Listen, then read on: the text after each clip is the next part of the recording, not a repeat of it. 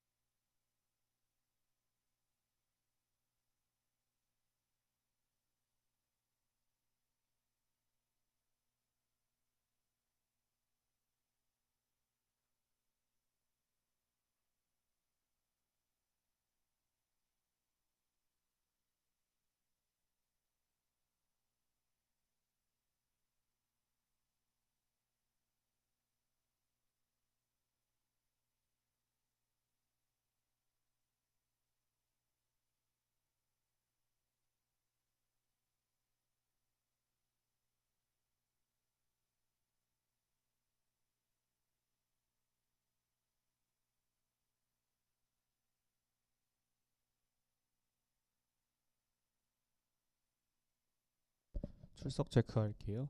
최희주, 조승재, 김윤기, 김민성, 임석원, 카잉,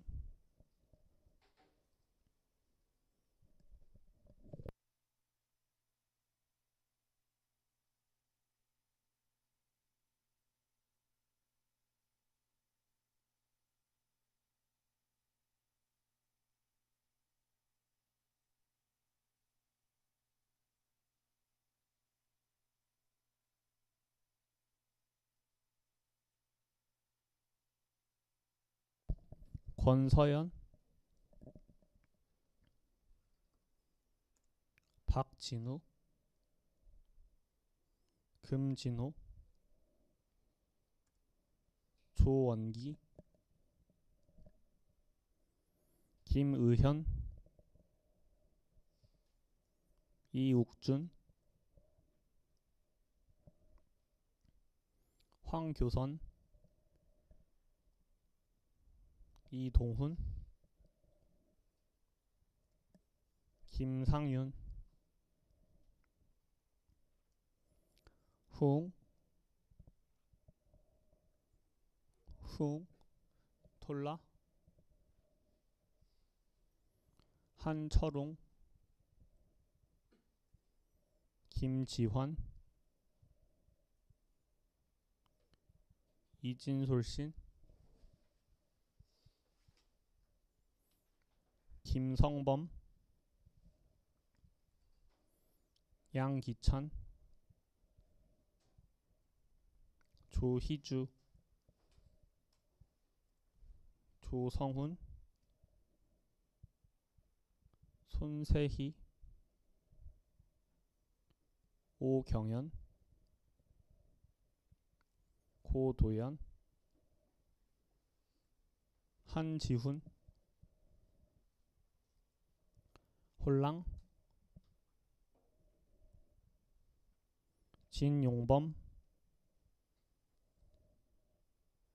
송해찬, 김다현, 이프, 없나요? 킨, 최혜원, 최중헌, 즈위, 강희원, 손슬기, 이윤아, 서동환, 쉐, 이수빈. 출석 안 불린 사람 손들어 줄래요? 이름 뭐예요? 박진우요.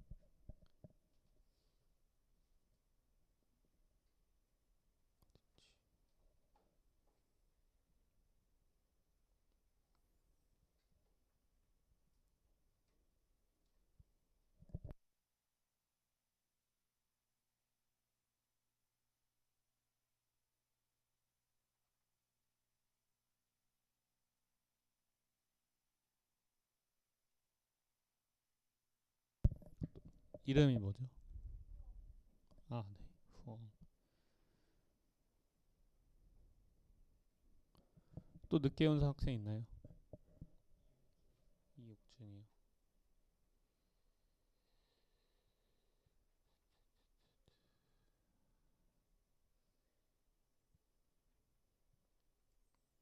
네. 네.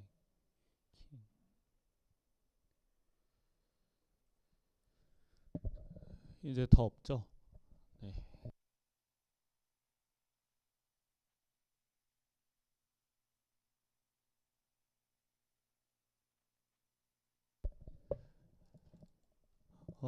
지난 시간 때 그 뒤에 파이프 부분을 진도를 못 나가고 수업을 마쳤던 것 같아요. 그래서 거기부터 이어서 하고 짧게 그 지난 시간이랑 오늘 파이프 보는 코드 몇 개 돌려보고 수업 시작하겠습니다.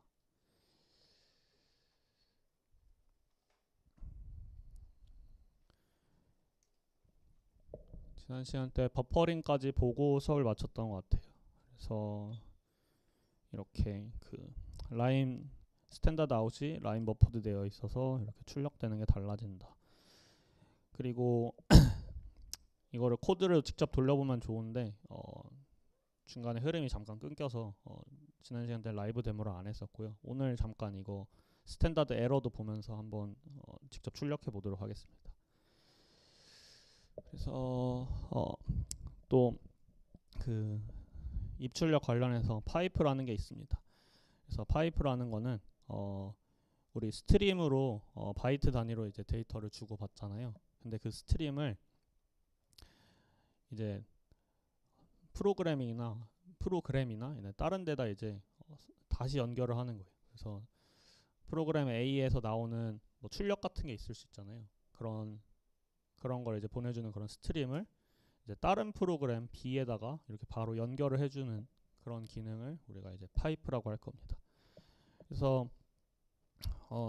이미 우리가 파이프 같은 걸 쓰고 있다고 볼 수 있어요. 그래서 프로그램에서 어떤 출력 같은 게 나오면은 그게 파이프를 통해서 이제 프로그램이 아닌 우리가 보는 디스플레이 같은 데로 이렇게 나오고 있다고 할 수 있거든요. 그래서 그런 개념이 이제 파이프가 될 거고, 파이프를 쓰는데 이런 파이프나 덥 같은 뭐 I/O 관련된 펑션을 쓰기도 하는데요. 얘네가 일종의 시스템 콜이거든요.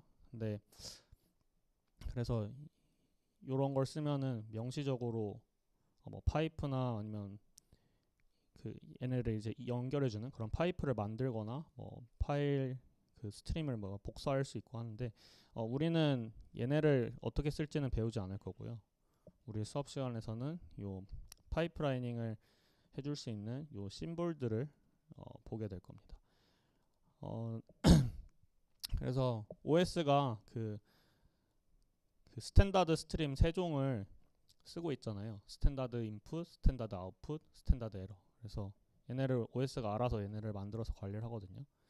근데 요 스탠다드 스트림들을 이런 심볼을 통해서 파이프라이닝을 할 수가 있습니다. 그래서 우리 터미널이 그 쉘인데 걔네들이 대부분 이런 기능을 지원을 합니다. 그래서 스탠다드 인풋 우리가 키보드로 스캔F 같은 거 하면은 뭐 글자 써서 이렇게 값을 입력하잖아요. 그거 대신에 파일로 그 값을 넣어줄 수 있어요. 그래서 원래 스탠다드 인풋이라는 스트림이 있으면은 걔가 원래 키보드에 이렇게 연결이 되어 있다고 하면은 이거를 쓰면은 이 스트림을 키보드 대신에 파일로 이렇게 연결을 해준다고 보면 되겠습니다. 스탠다드 아웃도 이제 원래 우리가 화면으로 이렇게 나오는데 그것도 파일로 출력이 되게 이렇게 바꿔줄 수 있고요. 스탠다드 아웃으로 나오는 그 프로그램의 결과를 다른 프로그램의 스탠다드 인으로 이렇게 또 넣어줄 수가 있습니다. 그래서 미싱 세메스터에서도 한번 다뤘던 내용인데 한번 그래도 다시 보고 넘어가겠습니다. 그래서 파이프라이닝 하는 파이핑 하는 그 예제를 준비해 왔어요. 그래서 코드를 먼저 같이 읽으면 되게 간단합니다. 그냥 숫자를 하나씩 입력받아요. 숫자를 하나씩 입력받아서 처음에 서메이션 해주는 값이 0인데 거기에다가 입력받은 값을 하나씩 그냥 더해서 지금까지 합이 얼마인지 그냥 출력해 주는 거예요. 그래서 4 넣고 그러면 합이 4고 1을 또 넣었으면 뭐 합이 5고 되게 간단한 프로그램입니다. 그래서 우리가 볼 파이프 예제는 원래는 우리가 스탠다드 인으로부터 키보드로 값을 이렇게 하나씩 입력받았잖아요. 네.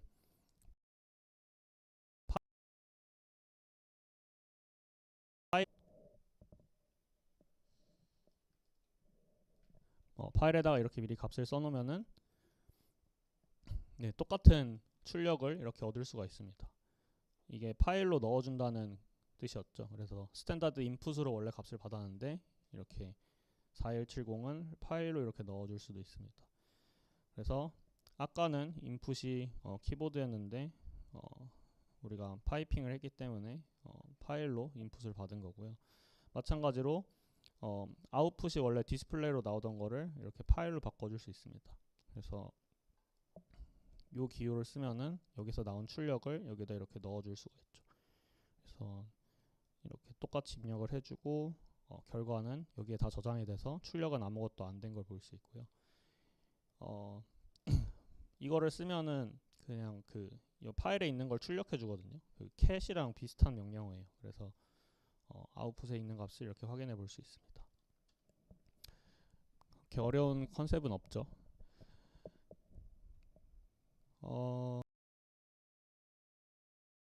컴퓨터가 자꾸 멈추네. 프로그램에서 나온 결과를 다음 프로그램에도 이렇게 전달해 줄 수가 있어요. 그래서 터미널에 이렇게 치면은 얘를 먼저 실행하고 이 프로그램을 먼저 실행하고 여기서 나온 결과를 여기에 인풋을 이렇게 넣어줘서 이 두 번째 프로그램을 실행하라 라는 뜻입니다.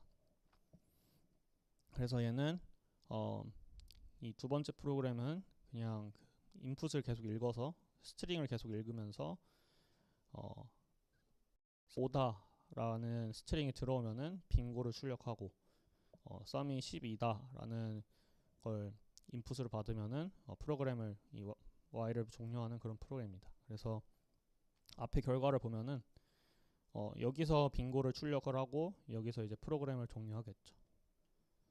그래서 우리가 4170 똑같이 쳤을 때 빙고 한번 출력하고 프로그램 이렇게 종료하는 걸 볼 수 있습니다.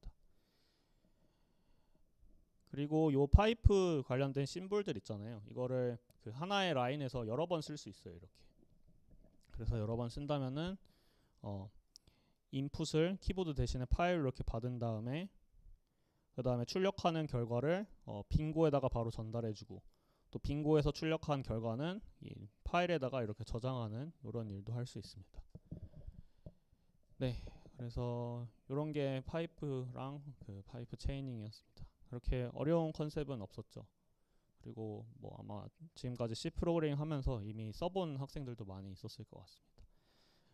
그래서 지난 시간 때 진도 못 나갔던 건 여기까지고요. 이렇게 슬라이드로만 보면은 좀 체감이 잘 안 되니까 짧게 요거 실제 터미널에서 돌려보는 거를 잠깐 준비를 해봤습니다. 네.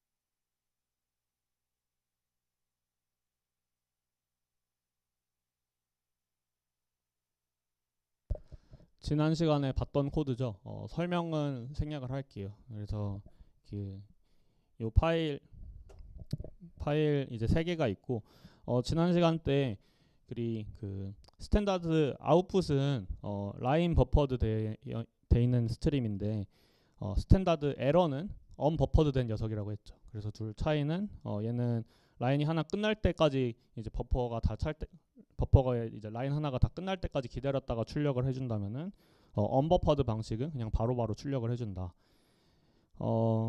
그래서 그 요 앞에 세 개가 이제 A, B, C거든요. 그래서 이거를 그냥 복사해 놓은 거예요 지금. 그 다음에 D를 하나 새로 추가했어요. 얘는 별건 아니고 얘네들은 printf는 스탠다드 아웃에다가 값을 출력해주는 함수잖아요. 근데 그 언버퍼드는 어떻게 동작하는지 보여주려고 요 스탠다드 에러에다가 출력해주는 걸 하나 준비했습니다. 그래서 얘는 어떻게 출력될까요? 얘랑 그 출력해주는 건 똑같죠. 그래서 얘는 어떻게 출력됐었죠? 얘는 그 뉴라인이 없기 때문에 그 모든 버퍼에 그 출력 값을 다 담았다가 5초 뒤에 한꺼번에 출력을 했었죠. 근데 얘는 스탠다드 에러는 언버퍼드라고 했잖아요. 그래서 얘는 1초마다 값이 출력될 겁니다. 그래서 실제로 그렇게 출력이 되는지 한번 지금 잠깐 보겠습니다.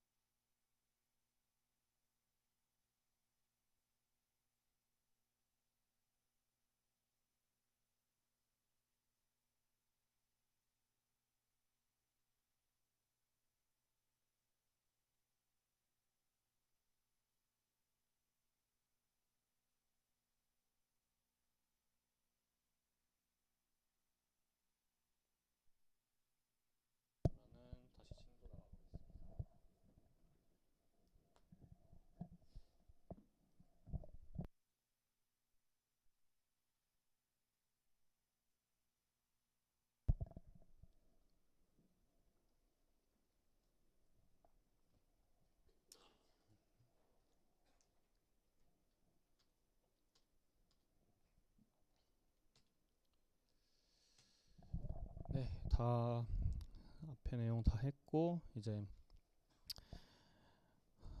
파일 I/O랑 디바이스 I/O 내용이 남았거든요. 그래서 아마 좀 뒤에 부분 내용이 그렇게 막 어려운 것도 없고 양이 많지 않아서 오늘 수업도 좀 평소보다 살짝 더 일찍 끝날 것 같습니다. 그래서 파일 I/O부터 볼 건데 그러면 파일이 뭔지 한번 봅시다. 파일은 연속적이고 논리적인 그 메모리상의 그런 어떤 공간이라고 보면 됩니다. 그래서 뭐 이미지나 뭐 영화나 뭐 DB 같은 이렇게 큰 데이터들은 그 바이트 수가 엄청 크죠. 그래서 얘네들은 우리 파일 시스템 그러니까 그 스토리지 안에서 1차원적인 어떤 그 바이트의 그런 행렬로 그 어레이로 이렇게 저장이 됩니다. 그래서 어떤 긴 리스트처럼 이렇게 저장되어 있는 게 파일이라고 볼 수 있고요. 리눅스에서 파일 역시도 이런 여러 개의 바이트의 그런 연속적인 그 값이라고 볼 수 있습니다. 참고로 우리가 쓰는 파일 있잖아요. 그 I/O 디바이스도 어떻게 보면은 파일처럼 처리되고요. 뒤에서 또 얘기를 할 텐데. 그리고 커널 이미지도 쳐보면 이런 거 커널 버전 이런 거 쳐보면 알겠지만 파일 같은 형태로 이렇게 관리가 되고 있습니다. 그래서 우리가 이제 파일을 읽고 쓰고 그런 걸 할 텐데 그런 걸 할 때 이제 파일 포인터를 사용합니다. 그래서 파일 포인터는 뭐냐면은 파일이 이렇게 1차원 바이트 어레이라고 했잖아요. 그래서 우리가 파일에 이제 바이트를 읽거나 쓸 때 어떤 지점을 읽고 있었는지 어떤 지점을 우리가 쓰고 있었는지 그걸 포인팅 해주는 게 파일 포인터입니다. 그래서 읽거나 쓰고 있는 그 부분의 로케이션을 트랙해주는 녀석이고요. 처음에 우리가 파일을 내면은 포인터가 이 바이트 어레이의 첫 번째 지점을 이렇게 포인팅을 하고 있습니다. 그리고 바이트를 이제 읽거나 쓸 때마다 이 파일 포인터가 이렇게 위치를 이동을 하죠. 아마 C 프로그래밍 처음 배울 때 아마 다 배웠던 내용일 것 같습니다. 원래는 메모리상에서 이 얘기를 했을 텐데 파일도 이런 컨셉이 크게 다르지 않습니다. 그래서 뭐 여러 개 바이트 읽으면은 그 바이트만큼 포인터도 이동을 하고요. 근데 이 값을 진짜 읽지 않고도 이 파일 포인터 위치를 뭐 바꿀 수가 있어요. 그래서 fseek 같은 녀석을 쓰면은 파일을 실제로 읽거나 쓴 게 아닌데도 이 파일 포인터 위치를 우리가 임의로 이렇게 옮겨줄 수 있고요. 내 파일 포인터가 어디 있는지 알고 싶으면은 이렇게 ftel이란 함수를 쓰면은 그 위치를 또 알 수가 있습니다. 그래서 어떤 파일에 이런 A, B, C, D, E, F라는 데이터가 이렇게 저장돼 있다고 할게요. 얘는 파일이니까 메모리상에 그 문자열이 있는 게 아니죠. 그래서 얘는 요 파일의 끝부분에 그 누լ 포인터 같은 게 없습니다. 메모리랑 파일의 차이예요. 지난 시간에도 한번 얘기했던 것 같은데 아무튼 그래서 A, B, C, D, E, F가 있으면은 이렇게 바이트 어레이가 쭉 있을 거고 뭐 하나씩 저장되어 있고요. 처음에 파일 오픈하면은 이 첫 번째 바이트를 포인팅하고 바이트 하나 읽으면은 그 다음 녀석, 바이트 2개 읽으면은 그 다음 녀석을 이렇게 파일 포인터가 포인팅할 겁니다. 그래서 파일 포인터 쓰는 방식이 이제 뭐 지난 시간에 fprintf나 이런 거 했잖아요. 거기서 이미 다 쓰고 있는 건데 그래도 요 위치 관련된 함수를 하나 보고 갈게요. 그래서 fseek이란 함수가 이제 그 요 파일 포인터의 위치를 바꿔주는 그런 녀석입니다. 그래서 우리가 앞에 계속 파일 포인터라는 얘기를 했잖아요. 근데 그거를 스트림이라고 보면 됩니다. 그래서 지난 시간 때 그 스트림도 배웠었죠. 그래서 스트림이 그 데이터 읽을 때 프로그램이랑 파일이랑 이렇게 연결해주는 그런 녀석이었잖아요. 그래서 이 스트림을 통해서 데이터를 주고받고 이 스트림에서 어떤 그 파일이나 이런 데서 어느 값을 읽을지는 이 파일 포인터가 이렇게 지정을 해주고 있는 겁니다. 그래서 이 스트림을 이렇게 인풋으로 받게 될 거고요. 얘는 이제 얼마만큼 값을 움직일지 그리고 어디서부터 값을 움직일지를 이렇게 파라미터로 받습니다. 네, 그래서 이제 요 when's가 영어로 from where이라는 뜻이거든요. 그래서 이렇게 파일이 이렇게 1차원으로 값이 있으면은 어디서부터 이제 기준점을 이렇게 잡아줘요. 그래서 when's로부터 이제 오프셋만큼 파일 포인터를 움직여주는 그런 함수라고 볼 수 있습니다. 그래서 이 when's에 그냥 어떤 값이 올 수도 있는데 이렇게 미리 지정한 매크로 같은 걸 많이 써요. 그래서 seek set이라고 하면은 이제 파일의 이제 스타트 포인트고 seek current는 지금 현재 파일 포인터의 위치를 말하고 seek end는 요 파일의 끝 부분을 말합니다. 그래서 이런 값들을 넣어주면은 이 기준으로부터 이제 플러스 마이너스 이제 오프셋을 가지고 요 파일 포인터 위치를 움직이게 될 거예요. 그리고 파일 포인터를 이제 잘 움직였으면은 0을 반환하고 에러를 만났으면 마이너스 1을 반환할 겁니다. 그래서 요 파일 시크 쓰는 C 코드 예제를 한번 보겠습니다. 위에 잡다구리한 건 이제 생략을 하고 요 while문부터 한번 볼게요. 그래서 무한 루프로 하는 그런 부분인데요. 이제 FPT에 그 이제 파일 포인터가 올 겁니다. 이게 파일 포인터 약자거든요. 그래서 파일 포인터가 어떤 위치를 이렇게 가리키고 있으면은 거기서부터 이 fread가 바이트 하나 읽는 거죠. 이렇게 11이면은 엘레멘트 하나를 읽고 걔 크기는 1바이트고 그래서 1바이트를 이렇게 읽어서 요 바이트라는 데다가 저장을 해줄 겁니다. 그러고 나서는 현재 위치로부터 파일 포인터가 이렇게 있어서 뭐 현재 위치가 10이라고 했으면은 값을 이렇게 하나 읽고 나면은 파일 포인터가 11로 이동을 하잖아요. 근데 이 fseek로 현재 파일 포인터 위치가 이제 11일 텐데 마이너스 1을 해줘라 하면은 여기로 이렇게 되돌려주는 거예요. 그래서 여기서 다시 fread를 한 번 더 한다고 하면은 이 똑같은 값을 다시 또 읽겠죠. 그래서 한 번 읽은 다음에 그 위치를 이제 다시 되돌려주는 그런 코드입니다. 그러고 나서는 이제 파일 포인터를 이제 얼마나 값을 입력을 받는 겁니다. 그래서 무브에다가 그 값을 입력받아서 파일 포인터 위치를 움직여주는 그런 코드라고 볼 수 있겠습니다. 그래서 데이터가 이렇게 있다고 할게요. 우리가 연 파일이 이렇게 생겼다고 할게요. 그래서 처음에 파일 포인터가 이제 오픈을 하면은 기본적으로 첫 번째 값을 가리킨다고 했죠. 그래서 이 첫 번째 fread가 첫 번째 값 a를 이렇게 가리켜서 얘를 출력을 해줄 겁니다. 그래서 이거를 출력을 해주고 그래서 원래는 파일 포인터가 하나 읽고 나선 여기로 가야 되는데 우리가 f식 요거로 마이너스 1로 이렇게 되돌려줬죠. 그래서 여기로 다시 되돌아옵니다. 그 상태에서 우리가 이제 2를 입력을 해줬어요. 2를 입력을 해주면은 여기서부터 파일 포인터를 그 seek current가 여기잖아요. 0번째 바이트를 가리키고 있잖아요. 그래서 여기다가 2를 더해줬으니까 파일 포인터가 여기로 이동을 합니다. 그래서 이렇게 C를 출력을 해준 모습이고요. 그 다음에 파일 포인터 위치에다가 이제 3을 더해주라 라고 했으면은 seek current도 이게 우리가 이 값을 바꿔주진 않았지만은 얘는 항상 현재의 파일 포인터 위치를 말해주는 값이거든요. 그래서 이 seek current의 값은 요 2를 가리키고 있을 겁니다. 그래서 여기서 이제 3을 더했기 때문에 하나 둘 셋 해서 요거를 포인팅하고 그래서 f가 출력이 됩니다. 그 상태에서 다시 이제 마이너스 4를 하면은 다시 seek current는 얘를 포인팅하고 있기 때문에 여기서 하나 둘 셋 넷 빼면은 다시 얘를 이렇게 b를 출력을 하게 되고요. 마지막으로 무브가 0이면 이제 프로그램 끝낸다고 했으니까 이렇게 프로그램이 종료되는 모습입니다. 이런 식으로 파일 포인터를 fseek를 써서 위치를 이동할 수가 있습니다. 이것도 그렇게 어려운 건 없었죠. 네, 질문 있나요? 방금 이제 설명하는 데서.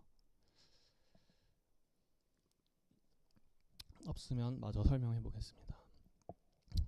그래서 이런 식으로 파일 포인터를 써서 파일을 액세스할 수 있고요.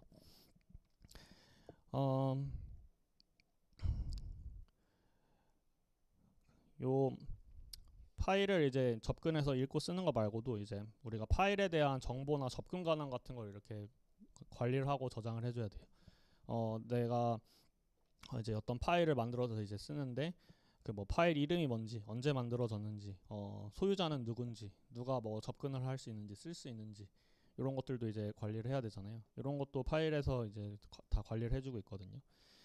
그래서 우리가 터미널에다가 ls 하고 뭐 al이나 뭐 L 같은 옵션을 주면은 이렇게 이 파일에 대한 메타데이터가 나옵니다. 그래서 파일의 권한, 그리고 뭐 소유자, 어떤 그룹인지, 뭐 파일 사이즈가 얼마인지, 언제 만들어졌는지, 뭐 파일 이름이 뭔지 이런 게 나오게 됩니다. 그래서 요 퍼미션이라는 거 가지고 어떤 사람들이 쓸 수 이 파일에 접근 권한이 있는지 이런 걸 알게 될 거예요. 그래서 리눅스에서 터미널 같은 걸 써보면은 이렇게 ch 모드 같은 거로 이제 그런 권한 같은 거 바꿔주고 하죠. 그래서 아는 학생들도 많이 있겠지만 요거 읽는 법을 이렇게 한번 설명을 해보도록 하겠습니다. 그래서 ls-l을 치면은 이런 게 나옵니다.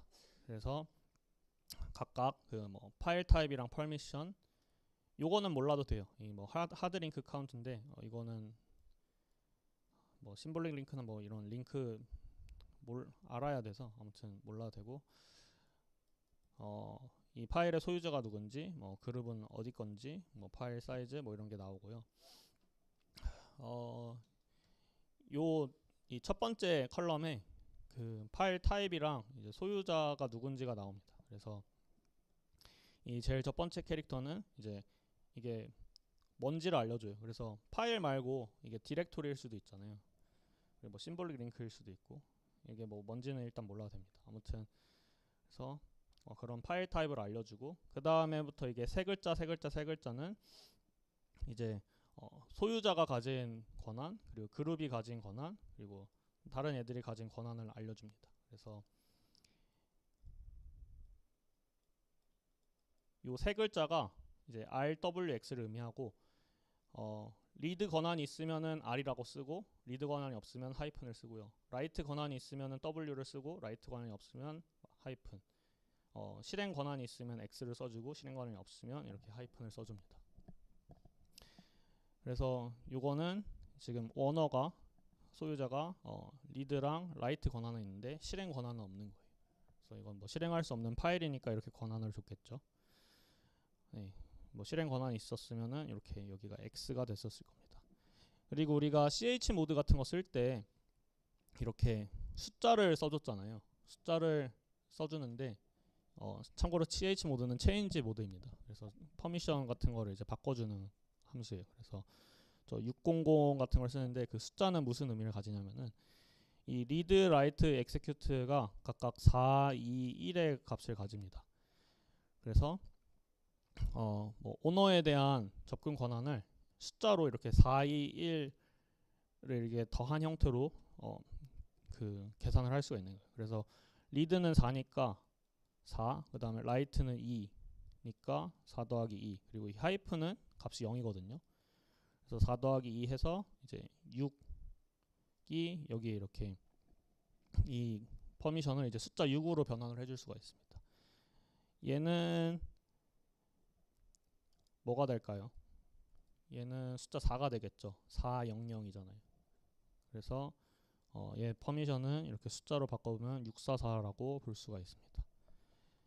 여기서 예제는 이제 600인데, 그래서 이건 무슨 의미냐? 그 오너는 리드 라이트가 가능한데 나머지는 아무 권한이 없다. 뭐 그런 거라고 볼 수 있겠습니다. 이것도 막 어려운 내용은 아니었죠. 그래서 여기까지 하고, 그러고 파일 관련된 거 중에서 메타데이터 읽는 그 뭐 fstat 혹은 stat이라는 함수도 있습니다. 그래서 어떤 패스네임, 어떤 그 파일 같은 걸 이제 받아가지고 그 이 파일에 대한 그 메타데이터를 이 어떤 구조체 형태로 이제 반환을 해줄 거예요. 그래서 그 이 구조체에 대한 정보를 이렇게 줄 텐데 그 정보가 이제 구조체니까 그냥 출력을 해줄 수 있는 게 아니잖아요. 그래서 어디에다가 그 구조체 정보를 줄지 이렇게 포인터로 이렇게 그 줘야 됩니다. 그러면은 요 버프라는 데에 그 구조체가 이제 저장이 될 거예요. 그래서 언제 라이브 데몬스트레이션 하다가 이 fstat 한번 보여준 것 같은데 잘 기억이 안 나네요. 아무튼 그런 녀석이고 성공했으면은 0이 리턴되고 에러가 났으면은 -1을 리턴을 해줄 겁니다. 그래서 그 이런 stat 함수의 구조체는 이렇게 생겼어요. 그래서 우리가 stat 함수를 호출하면은 이 버프라는 그 포인터에 이런 구조체를 연결해서 이 정보를 읽을 수 있게 해줄 겁니다. 그래서 이렇게 많은 정보가 있어요. 뒤에서 뭐 볼 거긴 한데 참고로 우리가 아이노드에 대해서 안 배우긴 했는데 아이노드는 참고로 요 파일에 대한 뭐 오너나 뭐 파일 타입 이런 걸 저장해 놓는 메타데이터를 저장하는 그런 녀석이라고 보면 될 것 같습니다. 그래서 파일이나 디렉토리마다 이런 하나의 아이노드를 가지고 있어요. 그래서 이번엔 요 코드를 한번 같이 보겠습니다.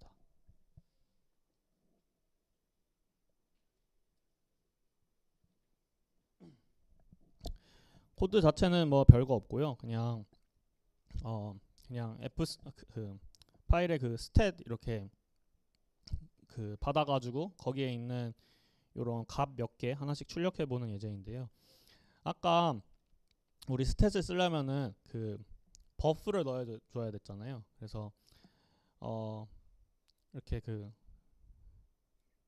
우리가 요 스탯을 호출했을 때 그 결과를 받을 때 리턴으로 이렇게 결과를 받는 게 아니라 우리가 버프라는 녀석의 그 포인터를 주면은 거기에다가 그 구조체 형태로 요 값을 반환을 해주거든요. 그래서 이렇게 파일 인포라고 그 이 stat 구조체를 가진 그런 변수를 미리 선언을 해야 되는 겁니다. 그래서 스탯을 호출할 때 어떤 뭐 파일 이름 같은 거 넘겨주고 그 다음에 요 리턴을 그 값을 받아올 요 녀석 포인터를 이렇게 넣어준 모습입니다. 그 다음에는 그냥 요 구조체 안에 있는 요 녀석들을 몇 개 이렇게 출력을 해본 거예요. 그래서 여기서는 그 뭐 ls1이라는 녀석의 그 정보를 우리가 받고 싶어서 이렇게 스탯을 써본 예제고요. 그래서 뭐 사이즈 같은 거 이렇게 출력 잘 되고 퍼미션도 이렇게 나올 텐데 이 퍼미션은 이렇게 읽으면 이제 잘 이해가 안 될 것 같아요. 그래서 퍼미션을 이렇게 출력을 하라고 하면은 이런 식으로 숫자가 나오거든요. 근데 이 숫자는 이진수를 이렇게 나눠서 봐야 됩니다. 그래서 보면은 이진수로 봐서 이 앞에 글자는 그 파일의 타입이 나오고요. 그래서 뭐 이 1000이 참고로 뭐 레귤러 파일 타입이라는 그런 의미예요. 그리고 요 뒤에는 우리가 아까 봤었던 그 익숙한 그 리드 라이트 엑세큐트 그거를 이렇게 숫자로 이진수 숫자로 써준 이런 값이 나옵니다. 그래서 요거를 숫자로 그 10진수로 변환하면 644거든요. 그래서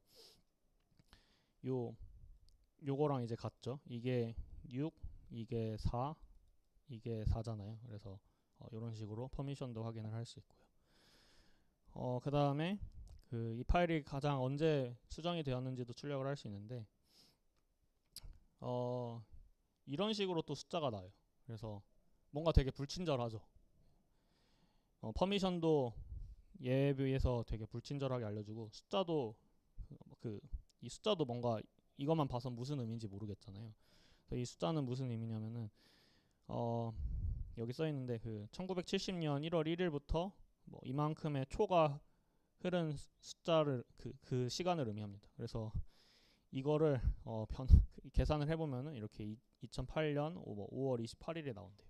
그래서 이런 식으로 좀 약간은 불친절하게 이 데이터가 파일에 대한 메타데이터를 이렇게 스탯 함수를 통해서 받아볼 수가 있습니다. 네, 그래서 이런 것도 있고요. 파일을 배웠으면 이제 폴더, 디렉토리도 배워야 되죠. 그래서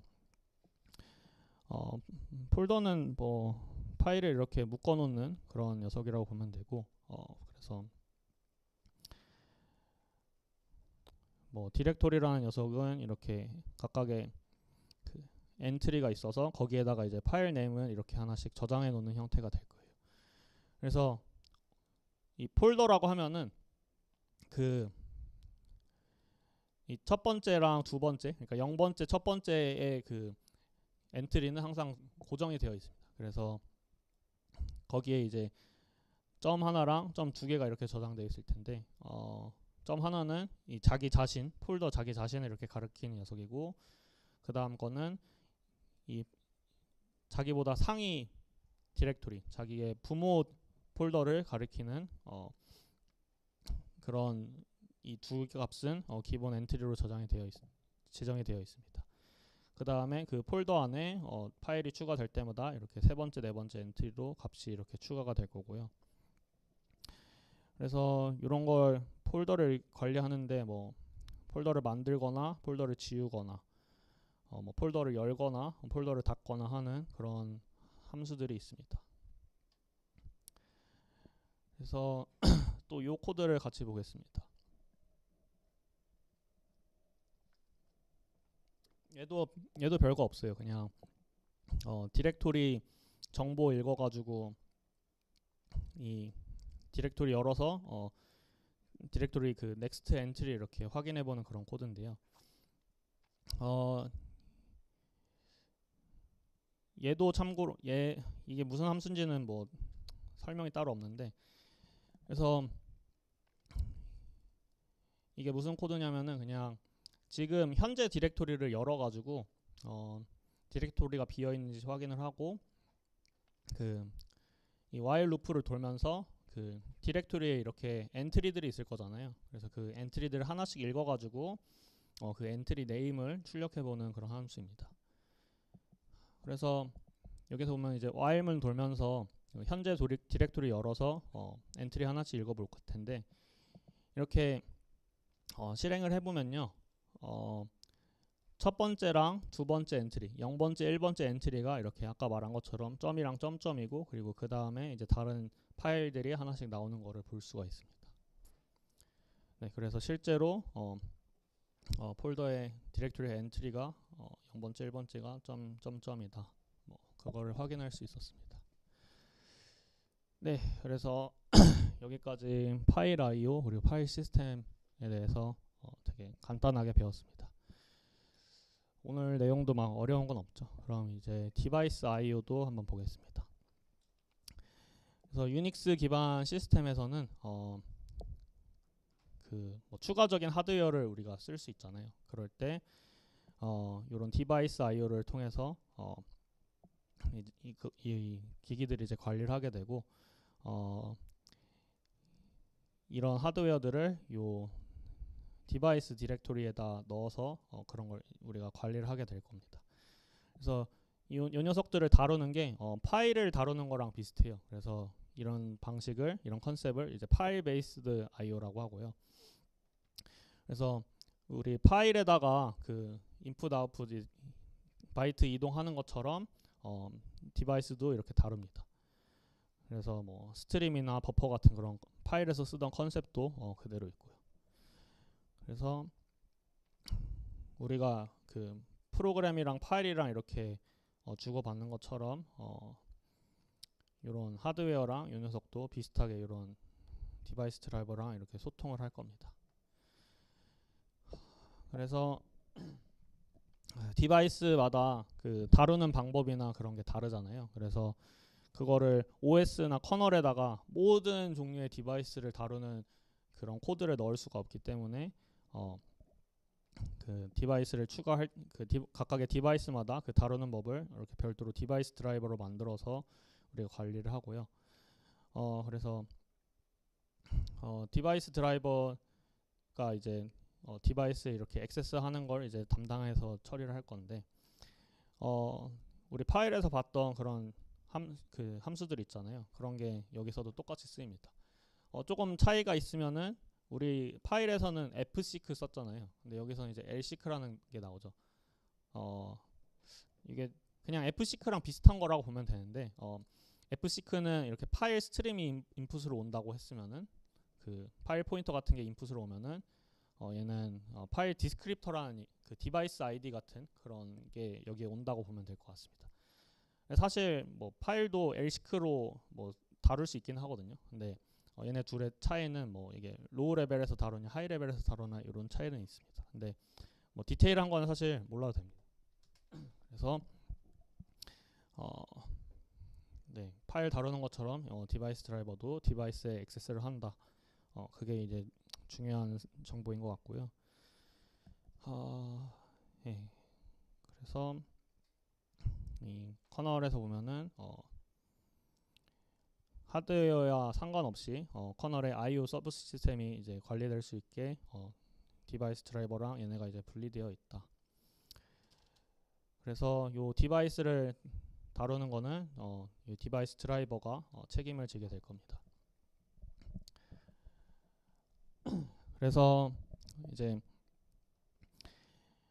우리가 디바이스를 이렇게 추가를 했잖아요. 그러면은 유저 레벨의 어플리케이션이 이제 그 디바이스를 이렇게 다룰 수 있도록 OS가 그런 걸 지원을 해줘야 될 텐데, 그래서 대부분의 OS에서 약간 그 유저의 그 프로그램이 그 디바이스를 직접 제어할 수 있도록 그런 여기서는 백도어라고 했는데 뭐 우회 경로 같은 걸 아무튼 제공을 합니다. 그래서 유닉스에서는 그런 기능이 이제 그 I/O 컨트롤이에요. 그래서 어플리케이션이 디바이스 드라이버를 통해서 그 디바이스를 어떤 기능이든 어떤 제어든 할 수 있도록 그런 걸 지원해주는 그런 함수라고 보면 됩니다. 그래서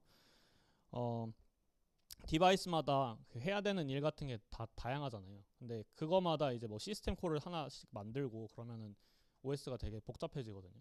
근데 그 대신에 디바이스 드라이버가 알아서 그 디바이스를 제어할 수 있게 그런 그 소통할 수 있는 그런 참고가 되는 그런 기능이라 보면 되겠습니다. 그래서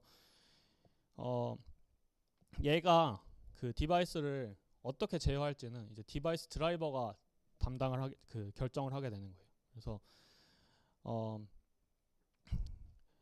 그 어플리케이션마다 이 IOCTL 쓰는 법, 그 디바이스랑 그 유저마다 이 IOC 컨트롤을 어떻게 쓸지 미리 사전에 정의를 해놓고 우리가 약속을 해놓고 그 약속에 따라서 쓰게 될 거예요. 그래서 얘네는 이제 바이트를 이제 주고받는 대신에 디바이스를 제어할 때 이런 IOCTL이라는 걸 쓰게 될 텐데요. 그래서 뭐 디바이스를 이제 뭐 끄거나 뭐 리셋을 한다던가 뭐 이런 특수한 디바이스를 제어하는 동작을 할 때 사용이 되게 되고요. 이 IOCTL이라는 녀석은 디바이스마다 요 사용법이 다르고 표준화도 안 되어 있습니다. 그래서 디바이스 드라이버가 정의한다 하는 그런 기능을 정의한다고 얘기할 수 있겠고요. 그래서 뭐 로봇이나 이런 데서 뭐 RPM을 제어하거나 뭐 네트워크 칩에서 뭐 데이터를 어떻게 쓸지 뭐 정하고 뭐 카메라에서 뭐 프레임 레이트나 이런 거 막 제어하고 그럴 때 이런 특수한 기능을 할 때 이 IOCTL을 사용을 합니다. 그래서 이 IO 컨트롤이 어떤 함수인지 한번 보면은, 그래서 요 파일 디스크립터 부분에 그 우리가 디바이스를 이제 파일처럼 다룬다고 했잖아요. 그래서 어떤 디바이스를 쓸지를 이 파일 디스크립터 같이 여기 변수를 이렇게 첫 번째 변수로 봤습니다. 그래서 우리가 파일을 읽고 쓸 때도 파일을 연 다음에 쓰잖아요. 그것처럼 얘도 이제 디바이스도 이제 연 다음에 그 오픈되어 있는 디바이스를 쓸 수가 있습니다. 그래서 그거를 이제 아규먼트로 받고 그 다음에는 그 디바이스가 어떤 동작을 할지 여기에 이제 그냥 unsigned long 형태의 그런 정수로 그냥 그 값을 보내주는 거예요. 그래서 이 두 번째 아규먼트가 디바이스가 어떤 일을 할지 이제 리퀘스트를 보내는 건데, 이거는 약속된 게 없어요. 그래서 그냥 디바이스마다 다릅니다. 그래서 뭐 예를 들어서 어떤 디바이스에서는 뭐 그 디바이스를 키는 게 숫자 3이, 어떤 디바이스에서는 뭐 이게 뭐 디바이스를 키는 명령이 될 수도 있고, 어떤 디바이스에서는 이게 뭐 디바이스를 끄는 명령이 될 수 있어요. 그래서 요거는 디바이스 드라이버 개발자가 정의하는 거고, 디바이스 드라이버마다 이거는 다 약속이 다릅니다. 그래서 표준화가 아예 안 되어 있습니다. 그리고 요 세 번째 아규먼트는 우리가 그 스트림을 통해서 데이터를 이렇게 주고받을 수도 있는데, 뭐 특수한 경우에서는 그 우리가 쓰는 그 유저의 메모리 스페이스를 이렇게 유저 메모리 스페이스를 디바이스한테 이렇게 넘겨주거나, 아니면은 유저 메모리 스페이스에다 값을 그 장치가 직접 써주게 이렇게 해주고 싶을 때도 있거든요.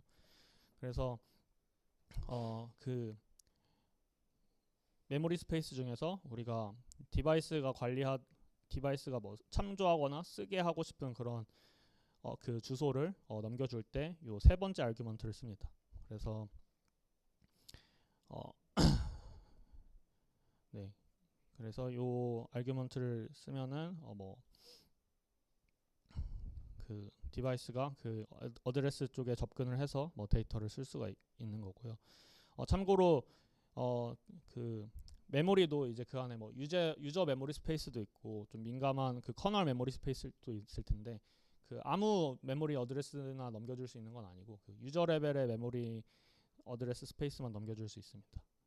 네, 그래서 그 얘기가 여기에 써 있는 겁니다. 그래서 네, 그런 얘기가 여기 쓰여 있고요. 근데 이 I/O 컨트롤이 되게 안전한 방식은 아닙니다. 그래서 편하긴 하죠. 그 디바이스 드라이버가 그 리퀘스트가 어떤 일을 해줄지 그냥 정하면 되잖아요. 그래서 OS가 그거에 대해서 신경을 아예 안 써도 돼요. 그냥 디바이스 드라이버 너가 알아서 해라 이렇게 하면 되는데,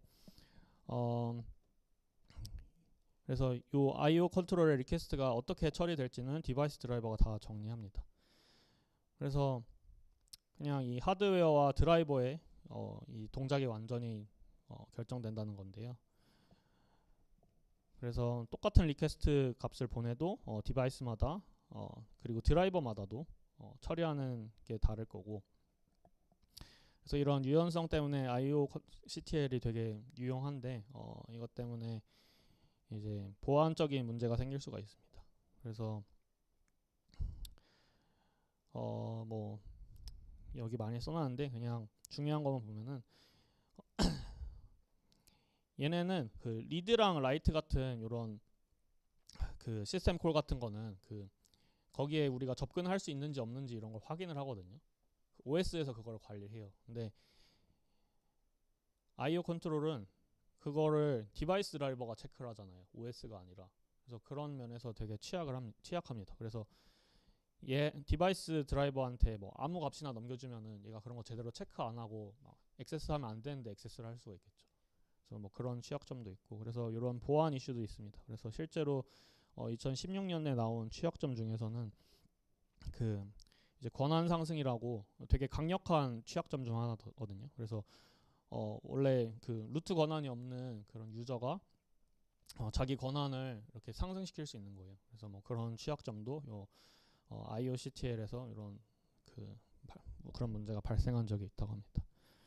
그래서 유연해서 쓰기는 편한데 이런 좀 안전적인 그 세이프티 관련된 문제가 있다는 그런 한계가 있습니다.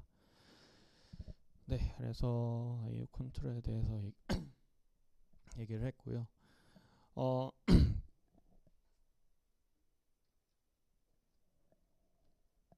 그러면 우리 시스템에 되게 여러 개의 디바이스가 이렇게 연결이 돼서 사용이 될 거잖아요. 그러면 얘네들을 이제 관리를 하는데, 관리를 할 때 이렇게 번호를 부여해 줍니다. 근데 번호를 부여해 줄 때 이제 메이저 넘버랑 마이너 넘버라는 걸 부여를 해서 이 디바이스들을 구분을 합니다. 그래서 메이저 넘버는 이 디바이스 타입에 따라서 결정이 돼요. 그래서 디바이스 종류가 이제 똑같으면은 똑같은 드라이버 그리고 비슷한 드라이버를 가지고 얘네를 제어를 할 수가 있겠죠. 그래서 그거를 이제 공통된 녀석들을 구분하려고 이제 메이저 넘버라는 게 있습니다. 그래서 같은 메이저 넘버 타입끼리는 OS가 이런 IO 리퀘스트가 왔을 때 디바이스 드라이버를 뭐 이걸 고려해서 이제 연결해 주고요. 마이너 넘버는 여기도 좋은 예가 있는데 똑같은 그 메이저 넘버를 가진 디바이스여도 이런 게 똑같은 게 여러 개 있을 수 있잖아요. 그래서 걔네들끼리 이제 구분을 할 때 이런 마이너 넘버가 사용이 됩니다. 그래서 유니크 아이디 같은 그런 역할을 하겠죠. 네, 그래서 이런 컨셉도 있었습니다. 그리고 리눅스에서는 요 디바이스를 관리하는데 얘네를 크게 세 가지 타입으로 분류를 해서 관리를 합니다. 그래서 블록 디바이스라는 게 있고 캐릭터 디바이스라는 게 있고 네트워크 디바이스라는 게 있습니다. 그래서 얘네들이 이제 어떻게 쓰이는지 그리고 얘네들의 속도가 어떤지 이런 거에 따라서 구분을 해놔서 해놓고 그 관리를 이제 다르게 하는 겁니다. 그래서 먼저 이제 블록이랑 캐릭터 디바이스에 대해서 얘기를 하자면은 블록 디바이스는 그 우리 하드디스크나 SSD, 뭐 USB 같은 이렇게 데이터를 많이 주고받는 그런 디바이스들을 이런 블록 디바이스로 해서 씁니다. 그래서 얘네는 데이터를 엄청 자주 그리고 많이 블록 단위로 이렇게 주고받는 녀석이고요. 그래서 이 녀석들은 이제 뭐 리드, 라이트, 시크 같은 커맨드를 쓸 수 있도록 구현이 되어 있습니다. 그거 말고는 또 이제 캐릭터 스트림 디바이스라는 게 있어요. 그래서 블록 디바이스만큼은 아니지만은 얘네도 데이터를 이제 바이트마다 주고받는 그런 녀석들입니다. 그래서 키보드, 마우스, 뭐 터치패드 이런 녀석들이 이런 캐릭터 스트림 디바이스에 해당을 하겠죠. 그래서 get이나 put이 이제 바이트 하나를 읽고 쓰는 그런 함수들이거든요. 그래서 이런 것들을 이제 지원을 해야 될 거고, 버퍼랑 약간 비슷한데 얘네는 그 버퍼가 그냥 블록 단위로 차면은 그냥 바로 주고받으면 되겠죠. 근데 키보드나 마우스 같은 녀석들은 얘네 버퍼도 이제 라인 버퍼드 된 방식을 쓰거든요. 그래서 이게 무슨 의미를 가지냐면은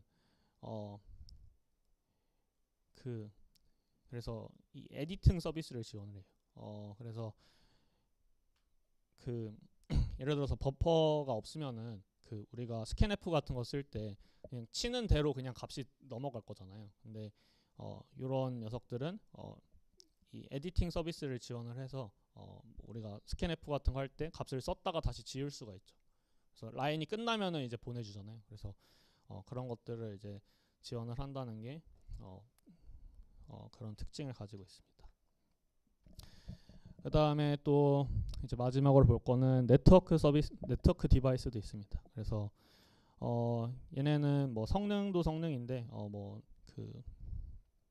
그 데이터를 이제 어드레싱하는 그런 특징이 좀 있어가지고 이게 디스크랑 좀 다르거든요. 그래서 또 얘네들을 또 관리하기 위해서 네트워크 IO에 맞춰진 그런 그 네트워크 디바이스라는 방식도 관리를 합니다. 그래서 우리 하드디스크나 SSD에서 리드, 라이트, 시크 하던 거랑 그 네트워크 쪽에서 데이터 주고받는 거는 컨셉이 많이 다르거든요. 그래서 이런 거를 이제 서포트하기 위해서 네트워크 디바이스라는 녀석들도 분류를 해놓고 얘네들은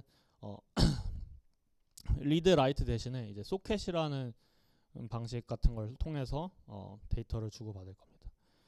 그래서 그 소켓 프로그래밍도 우리 할 수 있으면 좋은데 16주가 너무 짧아요. 그래서 할 수 있을지는 모르겠어요. 아마 다음 과제도 소켓 프로그래밍이랑 아마 다른 걸 할 것 같습니다. 아무튼 여기 되게 뭐 비유적인 게 나와 있는데요. 그래서 소켓이 뭔지 되게 하이 레벨로 설명하면은 데이터를 주고 받을 때 이게 월 소켓이에요.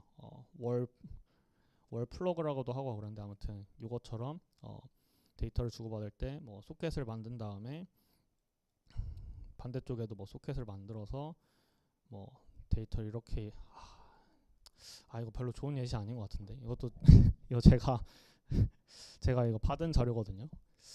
이거는 제가 그냥 다음 시간 때 한 번 더 조금 더 좋은 더 자세한 설명을 한번 하도록 하겠습니다. 네, 그래서 지금까지 I/O 디바이스에 대해서 배웠고요. 우리 뭐 스트림이나 버퍼, 파이프, 파일, 디바이스 이런 거에 대해서 배웠습니다. 그래서 이 녀석들에 대해서 좀 하이 레벨로 배웠던 것 같고, 그래서 얘네가 뭐 하는 건지 좀 잘 알게 됐으면 좋을 것 같습니다. 네, 그래서 오늘 수업은 여기까지고요. 서베이로 질문 있는지 좀 받고 수업 마치도록 하겠습니다.